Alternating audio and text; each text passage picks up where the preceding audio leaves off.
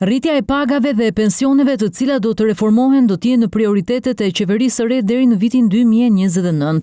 Në dokument thuhet se brenda 4 vitesh pensioni minimal do të shkojë në 200 euro si pjesë e paketës së mbrojtjes sociale, ndërsa ato mesatare shkojnë në 400 euro. Gjithashtu në reformën e kësaj fushe parashikohet që pensionet do të mbulojnë rreth 40% të ardhurave të fituara gjatë viteve të punës. Sa i përket rrogave, brenda vitit të ardhshëm paga minimale do të shkojë në 500 euro me 18 muaj, pas një taks shtesë për punëmarrësit me paga të ulta, ndërsa të ardhurat mesatare do të arrijnë në 1000 euro deri në 2030 dhe 1200 në sektorin publik. Ndryshime do të ketë dhe për biznese, duke nisur me heqjen e çmimeve të referencës, çka mund të përkthehet me produkte më të lira.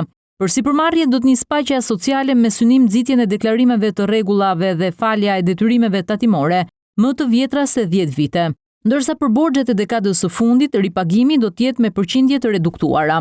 Në 4 vite taksa për bizneset e vogla do të jetë 0, por ndryshime do të ketë mbi ato për pasuri. Detyrimet do të llogariten mbi vlerën reale të pronës së paluajtshme. 2 miliardë euro kredi përmes garancisë shtetërore do të vijojë të jepet për bizneset, ndërsa skema e TVSH-s për fermerët do të ndryshojë dhe 1.5 miliard lekë do të shkojnë direkt për ta. Gjithashtu parashikohet vazhdojnë dhe paketa e maleve.